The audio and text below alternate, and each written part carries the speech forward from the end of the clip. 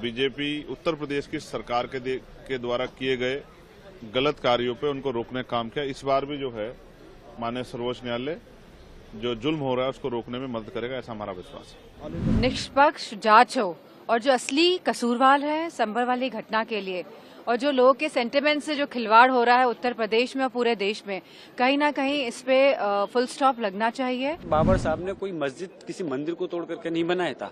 वहां पर ऑलरेडी पहले से है, 250 साल पहले से मस्जिद थी जो कि कच्ची थी, उसको हटा करके उसकी मजबूत तरीके से पक्की तरह से बनाने का आदेश दिया था। किसी भी व्यक्ति को कानून हाथ में लेने नहीं देंगे, लॉ एंड ऑर्डर को मेंटेन करेंगे और निष्पक्ष जांच करा करके जो भी दोषी होगा उसके खिलाफ कार्रवाई होगी, ये हमारी प्रतिबद्धता है।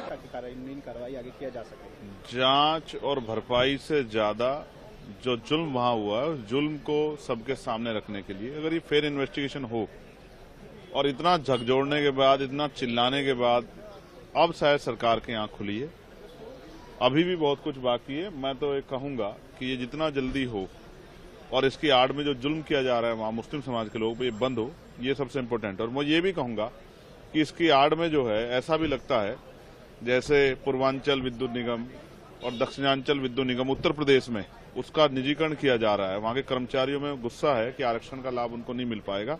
ऐसा लगता है इसके पीछे कोई कॉन्स्पिरेसी भी है कि लोगों का ध्यान इधर रहे और बड़ा खेल जो है उत्तर प्रदेश में SC, ST, OBC के लोगों के साथ हो जाए।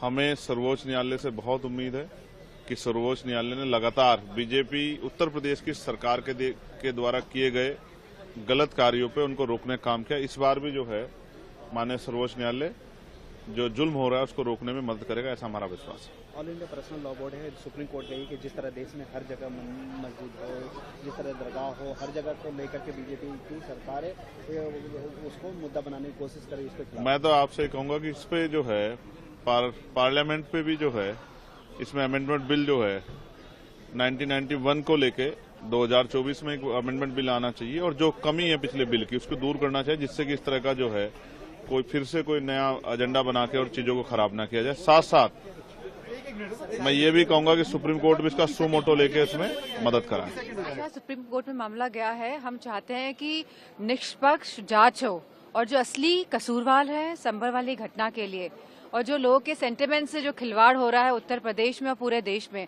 कहीं ना कहीं इस पे फुल स्टॉप लगना चाहिए। और ये बहुत ही इम्पोर्टेंट और नेशनल इशू है। जिस तरह की कार्यवाही शासन और प्रशासन द्वारा देखी गई और मुझे पूरा भरोसा है कि सुप्रीम कोर्ट की निगरानी में निष्पक्ष जांच होगी। लेकिन हाउस चल नहीं पा रहा है। हमें पूरी उम्मीद है कि सत्ता पक्ष मंडे को, सोमवार को हाउस चलाएंगे, क्योंकि कोई हम इधर उधर की बात नहीं करना चाहते हैं। जो घटना घटित हुई है उसी के बारे में सच्चाई हम चाहते हैं कि लोगों तक पहुंचे और हम अपनी बात लोकसभा में रखना चाहते हैं। Thank you. ये जो जांच कमेटी बनाई है, शुरू से हमारी पूरी पार्टी समाजवादी पार्टी इस चीज़ की मांग कर रही है। जो जांच कमेटी, जो आयोग का गठन होना चाहिए वो सिटिंग सुप्रीम कोर्ट के जज का होना चाहिए। इसलिए हम अभी भी वही इसकी पुरानी मांग पर कायम है कि हमें तभी इंसाफ मिलेगा जब सिटिंग जज सुप्रीम कोर्ट की उसमें कमेटी बनेगी। जिस तरह से वहाँ की कमेटी है, मस्जिद कमेटी, सुप्रीम कोर्ट गई है, इसको लेकर हम लोग सुप्रीम कोर्ट गए हैं क्योंकि हमने इस वहाँ मांग करी है कि जो वहाँ पर निचली अदालत के अंदर ये मामला चल रहा है सर्वे के लिए, उसको रोका जाए और उसकी यहाँ पर सुप्रीम कोर्ट के अंदर उस मामले को देखा जाए। आज all India personal law board ने भी लिखा है कि सुप्रीम कोर्ट गए हैं कि इस तरह की सुनवाई जो है मस्जिद को, दरगाह को लेकर के देश भर में जो चल रहा है वो न चले, रुकना चाहिए। देखिए, पूरा प्रदेश और देश के अंदर मुख्तलिफ मुस्लिम समाज के लोग ही नहीं बल्कि हिंदू समाज के भी हमारे सेकुलर भाई जो इस चीज़ को महसूस कर रहे हैं कि ये प्रदेश और देश के बर्बाद करने पे तुले हुए हैं और इस देश की एकता और अखंडता को तोड़ना चाहते हैं। इसलिए सब लोग चाहते हैं इस टाइप के इशू पर रोकना चाहिए। प्लेसेस ऑफ वर्शिप एक्ट का सही तरह से पालन होना चाहिए और इसलिए सब लोग चीख चीख करके पूरा देश मांग कर रहा है कि माननीय सर्वोच्च न्यायालय को इस पर सख्त कदम उठाना चाहिए। और जो निचली अदालतें इस टाइप की, अब जैसे ख्वाजा मोइनुद्दीन साहब की दरगाह पर रिट दायर कर दी गई, ये कब जा करके रुकेगा? इस प्रकार से तो ये पूरे देश में को माहौल बिगाड़ना चाहते हैं। इस पर रोक लगानी माननीय सर्वोच्च न्यायालय को बहुत जरूरी है। पूरा देश इस चीज के लिए मांग कर रहा है। बट साहब, जो ASI की रिपोर्ट आई है 1850 की, उसमें साफ तौर पर लिखा गया है कि पहले वहाँ मंदिर थी और जो सर्वे टीम भी गई है और जो रिपोर्ट पेश कर रहे हैं उसमें मंदिर होने के सबूत कौन सी उसकी बात कर रहे हैं आप? 1850 ASI की रिपोर्ट। देखिए, ऐसा है, मैं बताऊं, जो ये कहना है कि बाबर साहब ने मंदिर को तोड़ करके मस्जिद बनाई है, सरासर गलत है। मैं इसको पहले भी कह चुका हूं। एक तो हमारे अकॉर्डिंग टू हमारे मुस्लिम लॉ के हिसाब से जो है, हम अगर अपने मुस्लिम समाज का भी कोई व्यक्ति है, दूसरे धार्मिक स्थल को तोड़ना तो बहुत दूर की बात है। अगर हमारे कोई मुस्लिम समाज का भी कोई व्यक्ति है तो हम उसकी जगह पर भी बगैर उसकी सहमति के अपनी मस्जिद को नहीं बना सकते।